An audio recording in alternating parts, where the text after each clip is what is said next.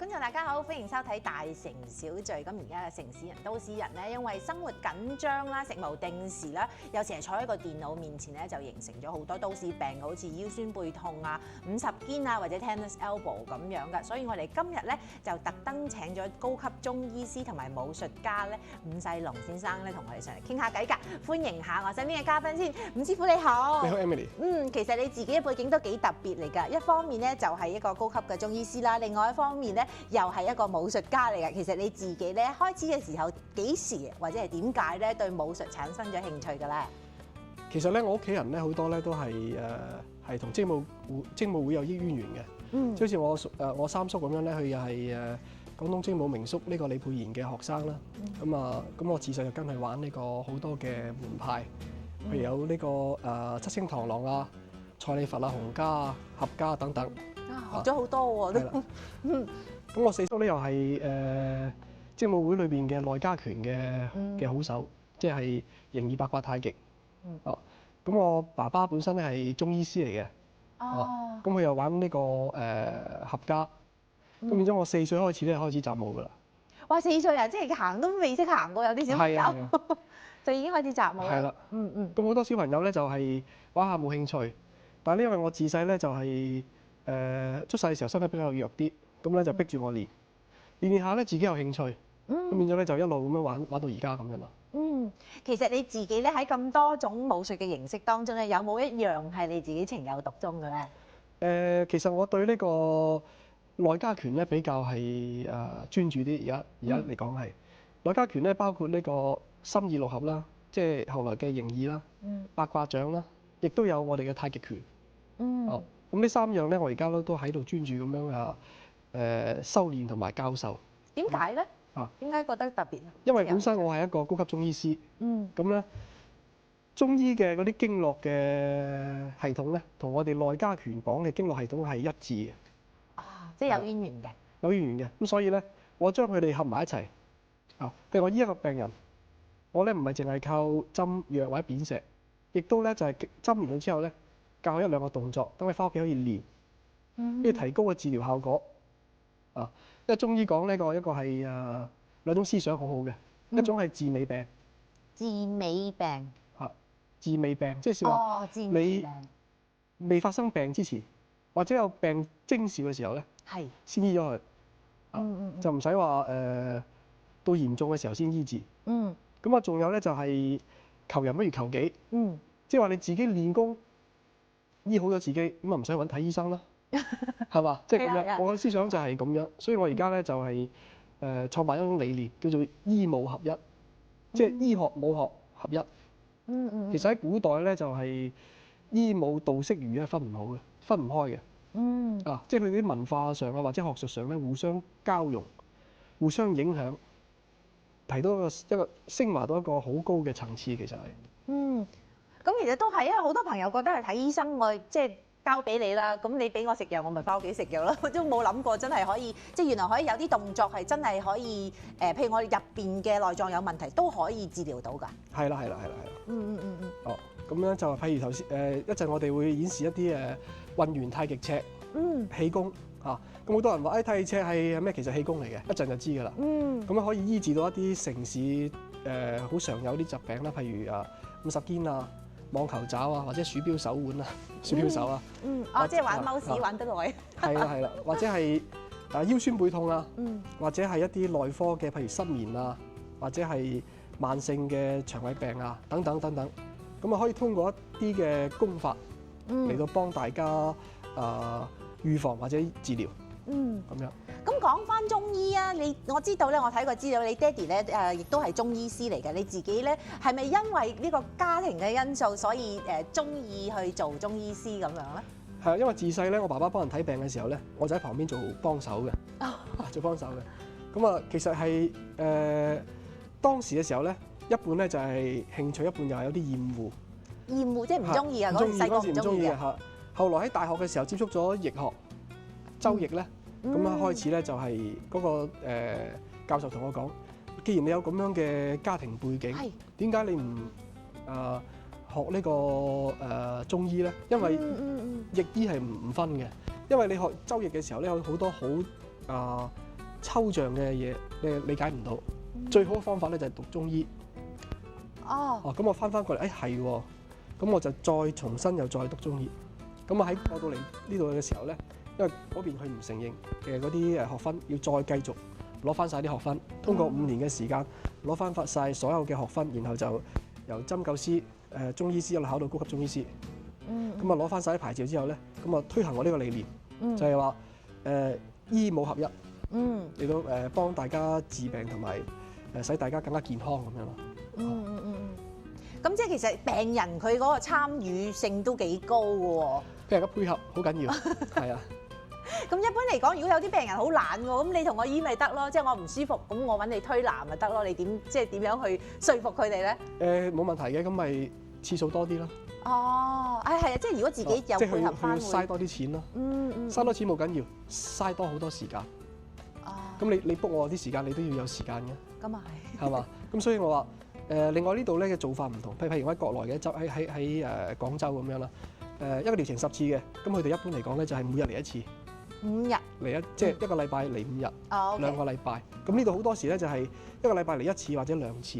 係。咁變咗你嗰個間隔嘅時間會好長。咁喺嗰個間隔時間裏邊咧，如果你唔練翻啲功法嚟配合咧，有陣時會嘥咗我啲氣嘅。係。因為我落針係用氣嘅。氣其實係一種生物電。咁其實即係總而言之咧，如果嗰個病人可以自己亦都去做一個配合嘅。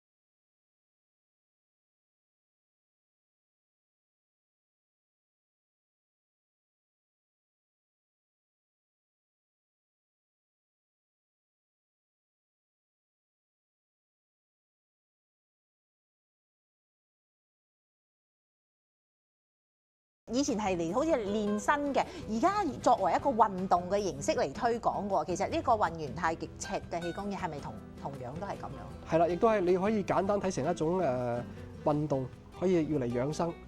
但喺我哋傳統嚟講咧，呢個太極咧亦都可以用嚟防身嘅。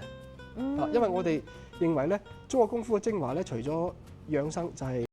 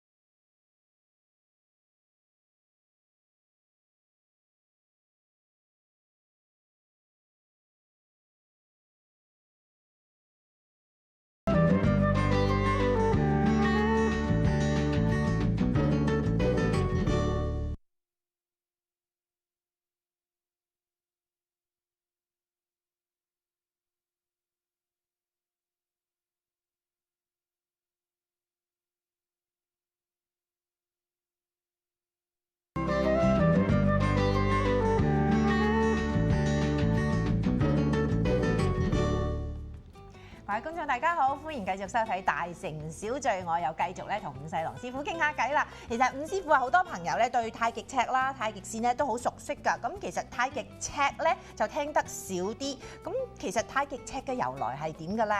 太極尺咧，首先咧就佢唔係一種太極拳嘅兵器嚟嘅，佢係太極氣功嘅一種輔助工具。咁佢有幾千年嘅歷史㗎啦。喺呢個馬王堆出土嘅行器銘裏邊咧，有啲公仔咧，佢攞住啲尺棒喺度做啲按橋導引。按橋導引咧就係氣功以前嘅名嚟嘅，以前唔係叫氣功嘅，直到喺清代嗰個少林。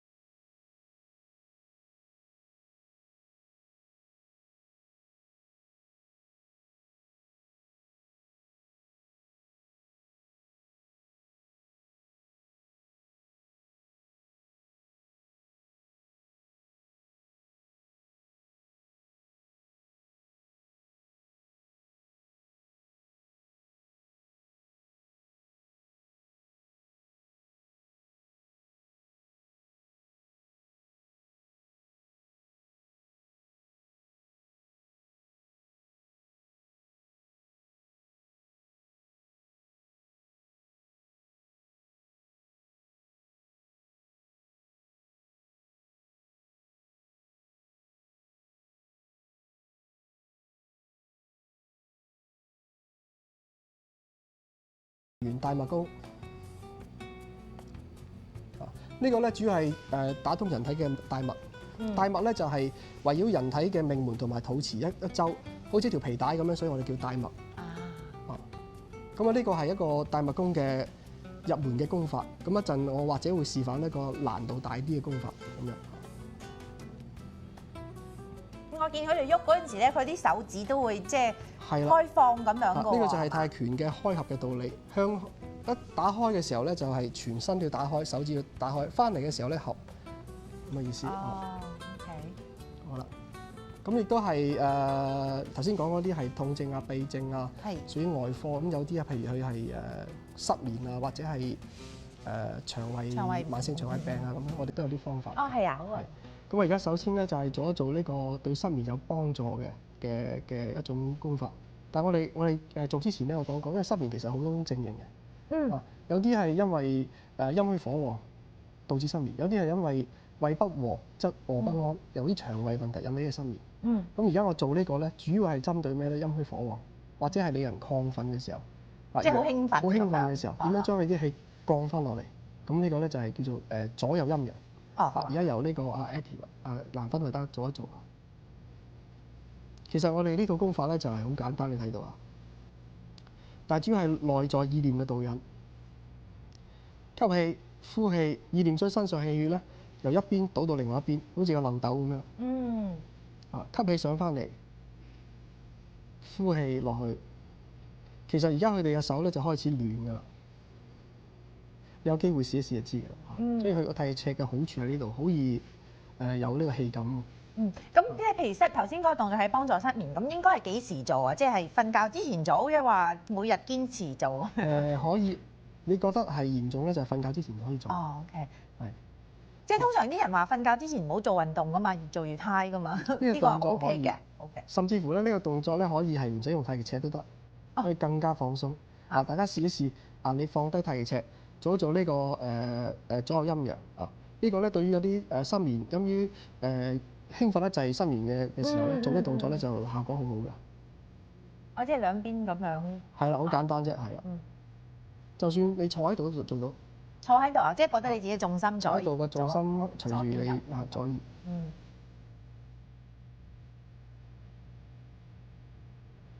通常要做幾多下咁咧？都係12下。12下一個 unit 咁樣。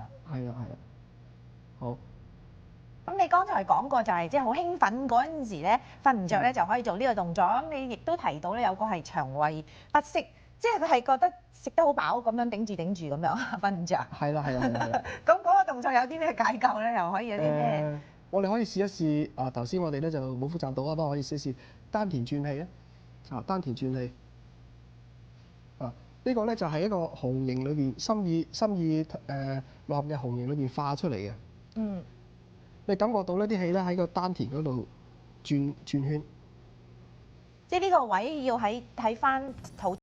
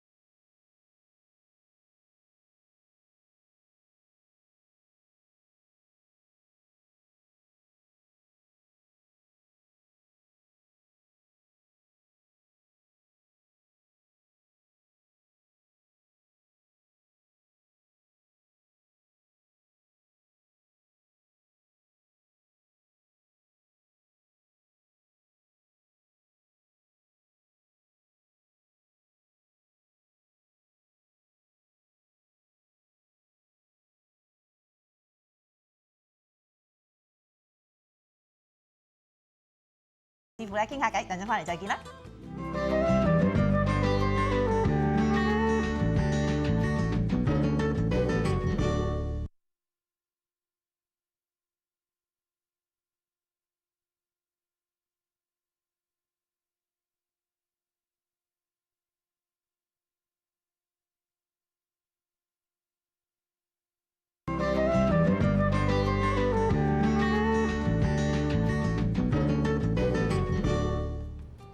各位觀眾大家好，歡迎繼續收睇《大成小聚》。咁我又繼續咧同伍世龍師傅咧講下呢個太極尺啦。其實啊，伍師傅啊，你剛才咧就同我哋啲觀眾咧做咗幾個比較簡單嘅動作啊，我就咧好想請你咧同我哋示範一啲比較高深啲或者高級啲嘅動作，可唔可以咧？可以嚇。好啊。咁首先咧就係做呢個八字大脈功。好。咁喺伍師傅做嗰陣時咧，我哋會有 Grace 咧同我哋旁白講下呢啲動作係點嘅。而家你見到我哋伍師傅所行走嘅動作咧，就主要係我哋奇經八脈嘅一個經絡位啦，就係呢個大脈㗎。咁大脈咧係能夠幫助我哋嘅整體性咧，喺個中心腰嘅動作裏面咧，係能夠調適到我哋上下焦啦，同埋我哋嘅下盤啦。同埋留意咧，佢個頭頂同埋會陰部位咧係拉直㗎。咁呢個位咧亦都需要我哋嘅功法去支持啦。呢個動作咧亦都可以收肚腩㗎。哇！呢個好用。好。咁下邊一個動作咧就係翻身旋腰放鬆心脈功，個名長少少嚇。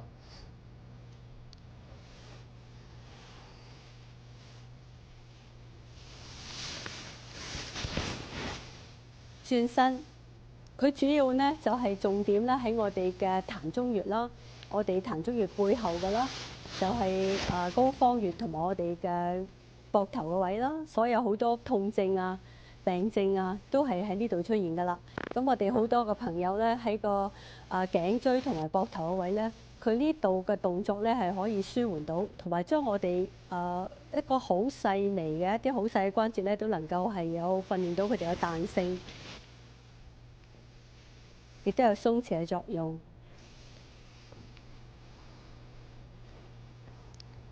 好，下邊嘅動作咧就係龍形嘅左右陰陽。因為頭先你講到嗰個膝頭哥點樣鍛鍊，呢個動作就可以鍛鍊膝頭哥嘅。但係做錯傷膝頭哥，所以要好小心啦。首先咧就係咧腳踭同埋咧腳尖呢一條直線嘅。做嘅時候就算撇開都係一條直線嘅，唔好咁樣就傷啦。呢個動作要留意欣賞老師嘅功法咧，就係佢嘅左右兩胯咧係左右微開嘅，亦都係我哋太極裏面必須要學嘅一個開胯圓當啦。用到呢個位置咧，我哋行走嘅時候咧，個膝頭哥仍然係向橫開嘅，咁就唔會傷到啦。咁再且咧，你見到佢前後嘅擺動咧，我哋係會引動到我哋嘅脊椎、腰椎、頸椎，係將佢拉直、伸展。喺呢個同時咧，扭轉左右嘅轉動咧，令到我哋每一節嘅背脊嘅關節咧，都能夠係有一個空間，有一個伸縮。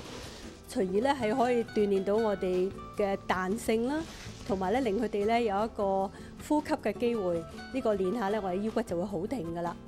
好，下邊動作咧就係龍形嘅前絲功。對呢個膝頭哥、手腕關節都有幫助嘅。所謂龍形咧，亦都係龍咧走動嘅時候咧，佢係轉嘅，一路咁樣搞上去噶。咁佢咧左右走動嘅時候咧，佢每一個節咧都會喐緊噶。關節之間咧，亦都有一個伸縮嘅力量，嚟推動呢個龍咧係向橫向前咁樣走動。咁所以咧，有好多人咧行到呢個位咧，佢哋覺得難啲噶啦。咁你覺得係我哋高級組咧，呢啲同學咧比較需要多啲時間嚟到係練功噶。因為你睇佢個膊頭啦，每一個節咧，即係所謂18個球，咁都係能夠鬆展到。你玩完之後咧，你就身體咧就好輕嘅。咁呢個動作係好難學到，但係我哋咧學到少少咧，都已經好開心㗎啦。好，最後一個動作想同大家示範咧，就係呢個。其實呢個太極尺咧就喺陳式泰拳嗰度過嚟嘅。咁呢動作咧就係泰拳嘅採挒爪靠。